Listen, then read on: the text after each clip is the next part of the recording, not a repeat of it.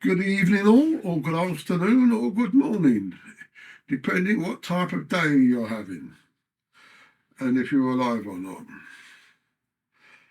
My latest adventure, or one of my latest adventures, because there's so many adventures I have, started in December. It was a Tuesday. I was getting pins and needles and all sorts of funny things in my right leg here.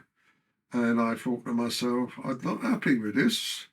So it's about 12 o'clock and I phoned up 111. They kept me talking for about half an hour. The questions they was asking me was leading down a certain route. And when they finished, they said to me, I needed to get down my doctor in about an hour's time. Which I thought, oh, okay, yes. I had a suspicion what was wrong. So I go trotting off down my doctor's. I must admit it was an hour and a half after I'd spoken to 111. And I was told I couldn't see a doctor because it wasn't in the system and it takes 2 hours to get on the system. Or was it 2.5 hours? It was something like that anyway. I did express concern, but the receptionist was not happy about having to inform me, and she says, come back tomorrow morning. So like a good little boy, trot, trot, trot, trot, trot, I go back down to the doctor's surgery in the morning. This was a Wednesday morning. And by that time overnight, my right leg had swollen up, and it was quite an unpleasant feeling. It was, last time I saw one like that, a leg like that, was on a rhino in the Serengeti, but that's another story. So anyway, receptionist said to me, I can't get you to see a doctor till about Friday morning at the earliest. I said, well, I'm not happy. Look, the leg's swollen up and stuff like that. By this time, she was nearly in tears. And she said to me, nip down to local Skegness Hospital and to the minor injury unit. So I said, okay. So off I go down there. Before I went, she actually was in tears. She says, I keep having to do this. People phone 111 up and all sorts. I'm urgently seeing a doctor, and they don't get a chance to see one because the system. So I go trotting off down to the minor injury unit at Skegness Hospital. I was relieved, but the nurse I come across down there, Kerry, I've known for years, and I was really chuffed to see her. She did all the necessary equipment and checks. They did a blood test of some sort, and she came back and she said, you've got a clot in your right leg. She said, that's because that's what, I said, oh, okay. She says, so I said, what do we do about it? She says, I booked her into a same-day emergency clinic at Boston Hospital, but in the meantime, she gave me blood thinners. So I said, okay. She says, the appointment will be for tomorrow about 1 o'clock, 2 o'clock. So I said, okay. So I was getting a bit more happier because I knew what was wrong. Oh, happy days, as we say in the trade. And so what happened next was I arranged for transportation to get me down there, but passenger, patients transport systems, whatever they want to call it, and they got me down there. The only thing I can say really about it was that I can't have anything negative to say about it. The nurses, the doctors, and the way we was looked after down there, brilliant. They were like angels, especially the young lady who did the ultrasound, checking about the thrombosis.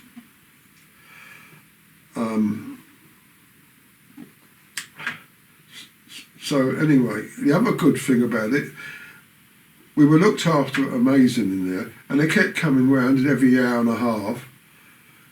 Are you hungry? Do you want something to eat? Do you want tea, coffee, or anything? And it was all free, which made life a lot better for us. But also the way we were being treated was fantastic. Angels. I had a long chat to the doctor. He is putting my mind at rest because he says whatever's happening before anything started to go silly. They then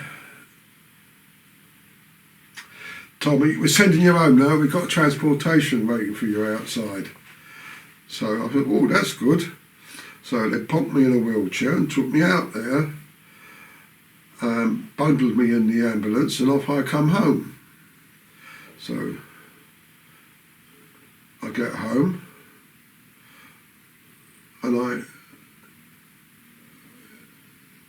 I saw the receptionist on the Friday with a box of chocolates, thanking her for what she did, and she told me it keeps happening. Patients need to see a doctor, and we can't get them a doctor. So I said, okay, like that. They had me booked in to see a couple of out-of-house doctors who got me stuff to put on my legs, because both at that time, both my legs were swollen up and there was itchy and all sorts of, and gone bright red. The first doctor I went to see, he said two things to me. He said to me, right, you got an infection there as well. So they got me a big jar of stuff, and it was a large thing, and rub it in all the time and stuff like that, and that'll ease it. And I'll be honest with you, it did ease up a lot. And the other thing he said, you need a compressor stocking, whatever they call them. So I thought, oh. And I go trotting off. I go down the pharmacy and I say to them, I need a... And they said, no, I can't help you. You've got to get a prescription from the doctor. Sorry to say, I just gave up in the end trying to see a doctor. I was getting a runaround. I saw another doctor out of our service. He was very good as well. He put my mind at rest and stuff like that. So I coasted along. In February, about on a Tuesday night, no, on a Friday night, I got it all wrong there. I get confused at my age, you know. Doesn't help much. At 2 o'clock on Friday morning, I started getting pains in my chest. So I thought, shit, I don't know. Sorry for the word, I didn't say it.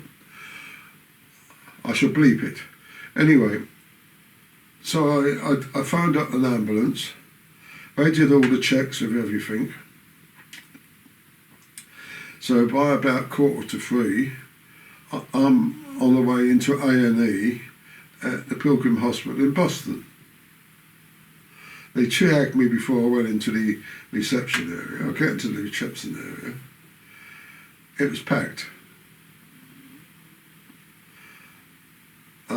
I was in a wheelchair, had my pyjamas on and a dressing gown. I couldn't go to sleep, drop off to sleep or anything like that. It took a while to see a doctor. They kept coming round every couple of hours and they did ECGs, blood tests, you name it, blood pressure, temperature thermometer in my ear on, and all that sort of stuff. Before I go any further, I want to say the place was really not fit to have people in there who are sick and waiting to be seen. It was so crowded in there, you couldn't see the floor because people were all jammed up. And the other thing was, say a nurse called your name, you'll automatically get up and say, I'm over here, nurse. And as you did that, somebody would try and take the seat you were sitting in. It was that bad. If anybody went to the toilet, boom, their seat was gone. I was in a wheelchair and I was watching this and it did make me a bit so when I wanted to go to the toilet, which was quite often, I got a nurse to wheel me in there and I wheeled myself in, I got myself out. So my chair didn't get stolen or anything like that. I was very suspicious. I felt that the majority of the problem in A&E was the patients and their relatives, the way that was carrying on. Right. The next thing is the nurses. The nurses, once again, what I was experiencing when I was watching, they were like angels. The way they were going around, monitoring everybody they could. This is in the reception area, right, which is jam solid. There must have been nearly 100 people in there.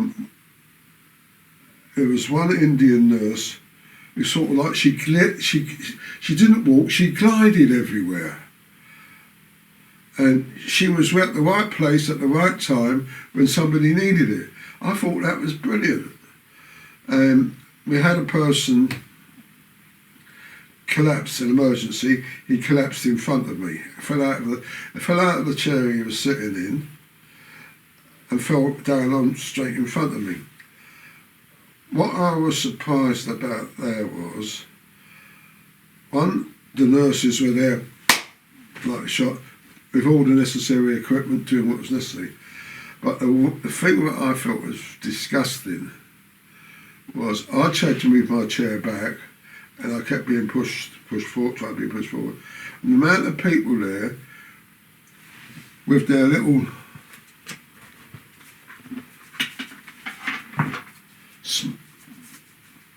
smartphones. I can't get a picture.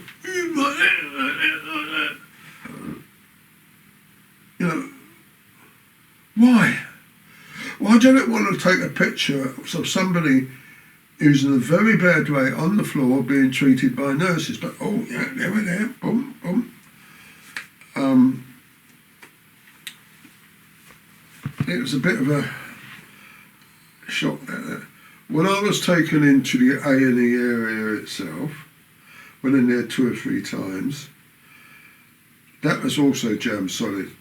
But once again, what I noticed, the doctors, the nurses,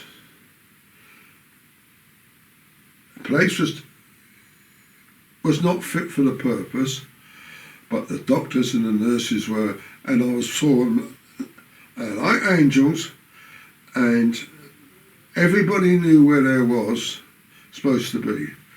The other thing I noticed is that 5 or 6 years ago, I had my own room in there and stuff like that.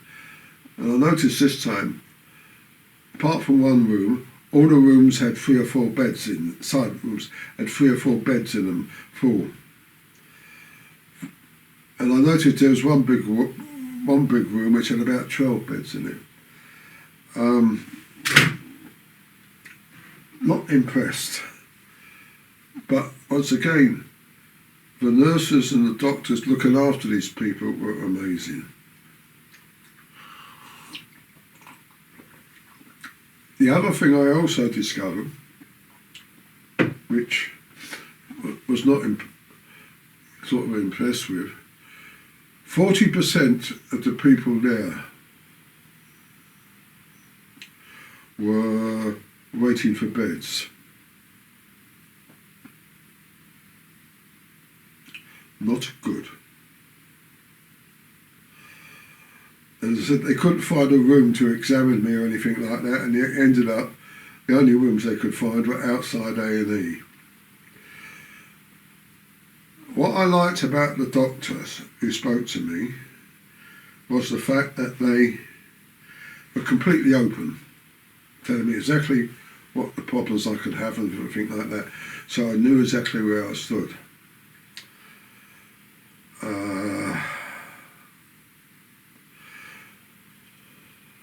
About 5 o'clock, remember I've been there since 2:45 in the morning.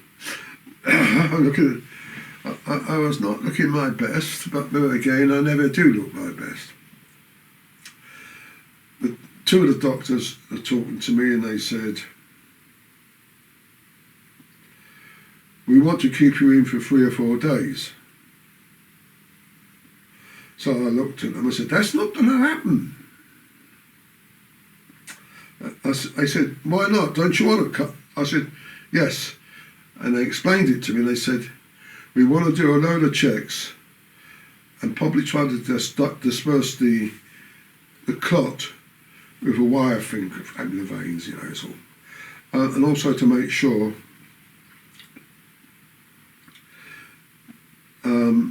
there's no chance of it getting near your lungs or your hearts."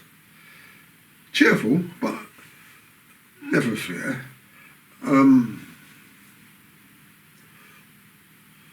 One of the things I did appreciate, a friend of mine who was seeing her husband up in the, intensive care knew I was downstairs because I'd sent her a message, and she came down to make sure I was okay. So to see a friendly face made a lot of difference, otherwise I'd by myself. The other also thing was, like when I was in that same day care unit, the nurses were coming round every couple of hours with food. It was free. The tea and the coffees were free, which made a lot of difference.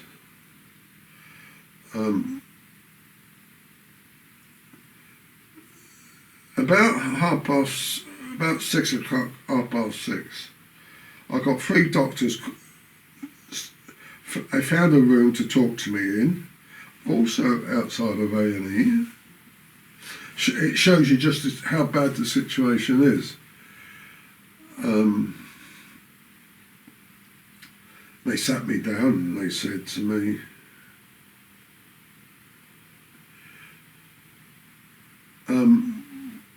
you were right, we couldn't get you a bed, even though we used every way we knew to get you one, but they just wouldn't let us have one. So I said, okay, never fear, I'm a happy soul.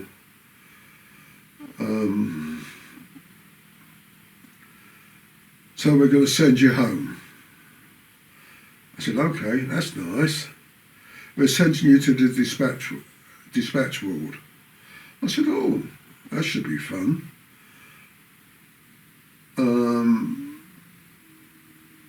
In hindsight, I wish I'd stayed where I was, but never fear. I'd have been a lot better looked after from where I went to. So, but just at 7 o'clock, I'm up in the dispatch ward. Oh, don't ask about that.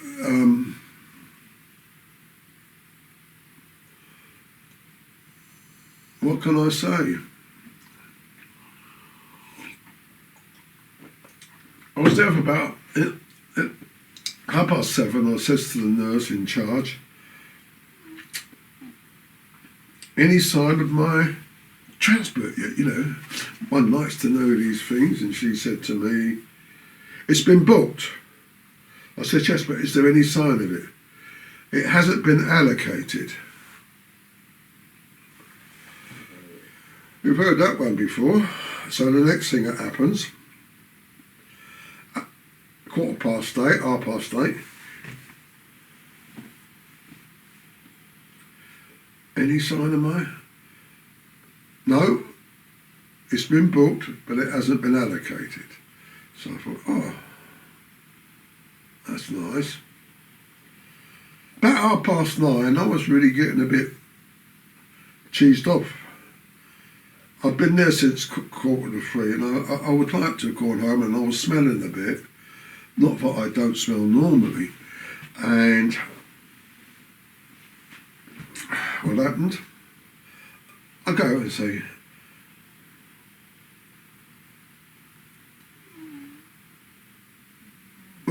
any transport sign? She says, no.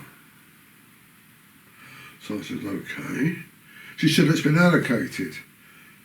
It hasn't been allocated. I said, okay, how do you know it hasn't been allocated?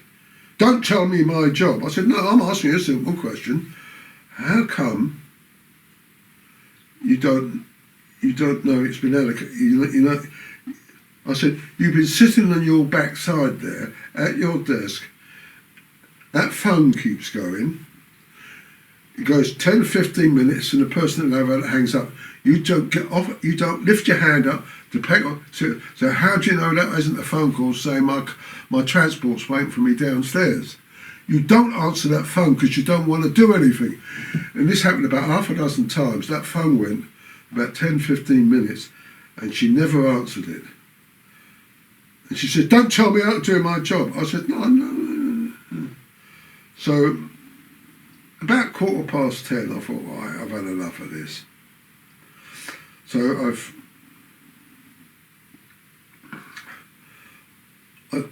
I had my mobile phone on me, and I had my mate Jeff's telephone number. So I asked, can somebody put my mate's telephone number on my smartphone? We don't do that sort of thing. It's not part of our remit. I said, okay, I was just asking.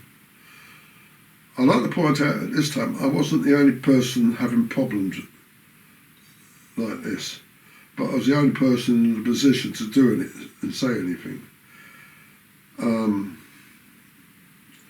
A little nurse comes up and says, I'll do it for you. So she goes, puts my mate's number on my phone. I then phone him up, and this big nurse turns around and says to me, what you doing? I says, I'm phoning my mate up to pick me up. You can't do that because you've got transport booked. I said, yes, but it hasn't been allocated yet, so all you got to do is tell them not to bother anymore. So I phoned my mate up. He said he'd be there in 20 to 30 minutes. I must admit I was quite immobile at that time. So So she says, well, you can't go, you've got to stay here. I said, no, I'm coming. She says, why do you think you're going to get downstairs? I says, I'll crawl if I have to. The little nurse then comes up and says, I'll get you a wheelchair. And she took me downstairs to outpatients reception area, and my mate turned up to pick me up. There was one other incident on the way down there. I got stuck in the lift, but that's another story. That's just part of life's pattern, isn't it? I've got to say once again, all those doctors and nurses were bloody brilliant. And I really mean brilliant.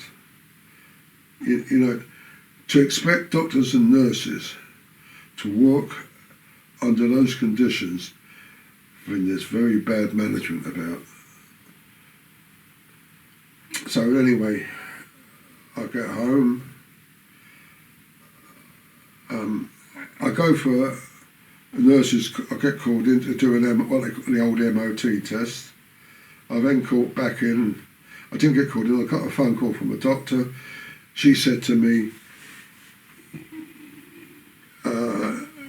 you've got a very low iron deficiency. I said, yeah, so what are we going to do about it? And she turns to me, you've got to get a doctor's appointment. I said, well, I'm talking to a doctor. She said, that's not the procedure. I'll tell you what the test says, but you've got to talk to another doctor because that's how we work, the procedures work. I said, this is stupid. I said, one is trying to get an appointment to a doctor, and the other one is I'm talking to a doctor and it's not part of the procedure. And all you're doing is just telling me what's wrong. And there's a few other things she went on, and all I kept getting was, it's not my procedure. I was shown the notes that she wrote, and it was nothing like what I said about procedures, anything like that. I was quite upset. I managed to see somebody about a week later. You know, this is not good. Like anything, you know, can happen in that time. And he told me exactly what was going on, and he put me on 4X acid tablets, whatever you call them, for the iron deficiency problem, and two other things. The other thing which also happened was, on that weekend, I saw him on Wednesday. On Friday, I came home, went to the toilet, and I was peeing blood. That was an interesting thing. Hammer would have been proud. Anyway, I do that. I get somebody to take me down to minor injuries. All I can say, once again, my favourite doctor there, my favourite nurse was there, but there was no doctors because the doctors had gone sick. There was no doctors in the hospital, and there was no doctors in the minor injury. Which, anyway, so that was a bit of a joke. While I was in the waiting room, I started having a turn, and I went and told the receptionist, and she got me, and a little nurse called Charlotte came out, and she was little compared with me, and she got me a bed made up in the A&E area and laid me out on the bed. They made sure I was okay. I wanted a urine test, more blood came out, but half hour later there was no blood at all. They'd done whatever necessary, and one of the nurse practitioners, they call them, called Vanessa, came in. Bloody brilliant she was with me, because, you know, I was a bit, not very happy, and she calmed me down completely.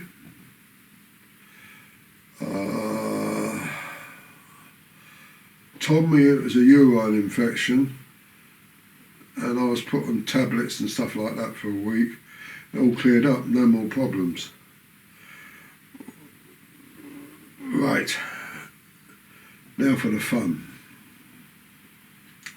in this whole adventure and things like that, the only problem I had was that nurse in the dispatch ward and her attitude. She didn't want to do anything, she didn't want to answer the phone, just wanted to sit there. And I noticed there was a sign, a sign up there. I wasn't the only one, and there's 4 or 5 others in there, and they're all getting the same sort of treatment. Said if you're hungry or wanted a cup of tea, just ask. I won't tell you what the reaction was, but I think you can guess.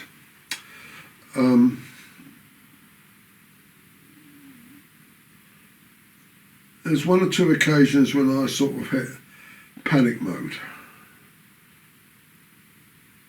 But most of the vast majority of the time, I felt I was sitting back as an observer, watching myself being passed from one to the other.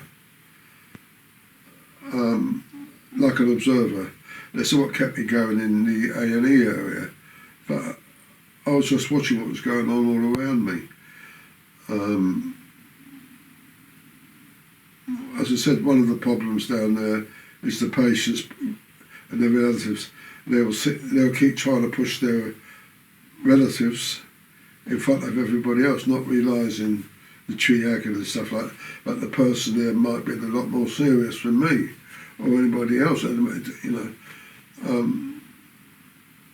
after they've done the ECGs, there's no problem. But I just felt like I was an observer. I wasn't uneasy, like some people would have been. As I said, there was a couple of panics. I lost my temper with the nurse in dispatch ward because, we don't need that, if you know what I mean.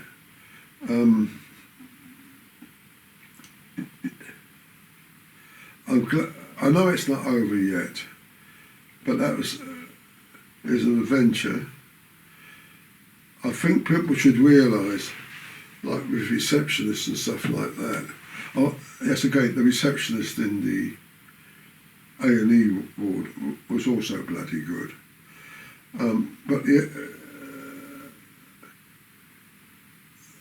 receptionists are our first contact, and quite often, because of the way Department of Health and senior management and all that lot are set up, there's not a lot I can do. It's 8 o'clock in the morning, phoning up for the doctors. They're not supposed to be doing it, but they do it because it makes life easier for them. But it doesn't make life easier for the receptionists or the nurses. And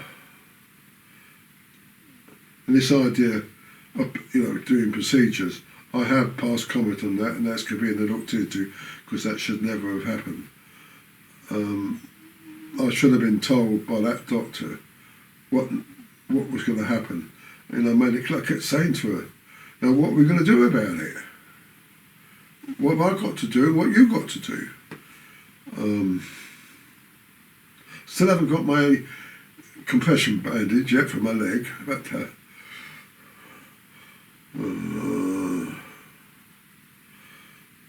I can understand why people panic,